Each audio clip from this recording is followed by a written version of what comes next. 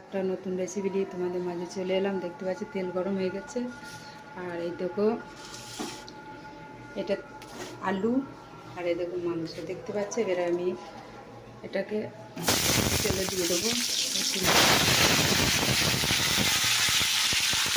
দেখতে পাচ্ছি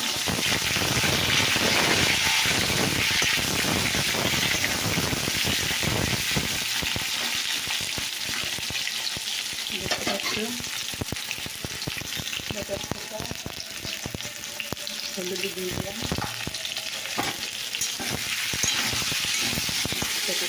লাল লাল করে একটু ভাজতে হবে। তো দেখো বন্ধুরা, আমার আলু ভাজা হয়ে গেছে।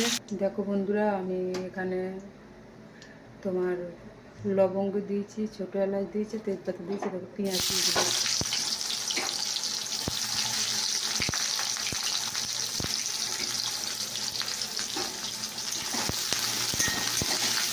পেঁয়াজটাকে একটু ভাজতে হবে। তো দেখো বন্ধুরা, এখানে আদা, রসুন, পেঁয়াজ সব কুচি আছে, এর সঙ্গে দিয়ে দিলাম। তোমরা দেখতে থাকো, তোমরা দেখতে থাকো। এটাকে নুন পরিমাণ মতন দিয়ে দিলাম, বুঝতে পারছো? নুন দিয়ে দিলাম, আর এখানে খানিকটা হলুদ দিয়ে দিলাম, লঙ্কা গুঁড়ো দিয়ে দিলাম, জিরে গুঁড়ো দিয়ে দিলাম, ধনে গুঁড়ো দিয়ে দিলাম। ধনে গুঁড়োটা একটু বেশি দিলাম। এটা কষা হোক, কলাইটা মাখিয়ে নিই, চাল করে একটু মাখিয়ে নিই। বন্ধুটা মাখাটা কিন্তু সম্পূর্ণ হয়ে গেল, দেখতে পাচ্ছি। তো মাখিয়ে এখানে রাখতে হয়, তো রাখার টাইম নাই বলে মানে নুনটা ভেতরে ঢুকতে পারে। তো চলো এবার দিয়ে দিলাম।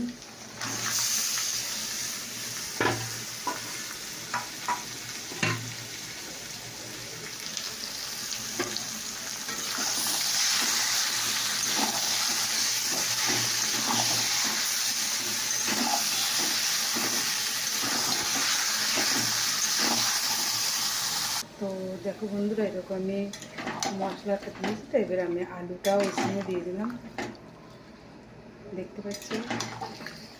আলুটাও দিয়ে দিলাম। এবার এটা কষা হবে। তো চলো এবার ঢাকা দিয়ে দিই, ঢাকা দিয়ে দিই। চলো বন্ধুরা, দেখি কতটা হয়েছে।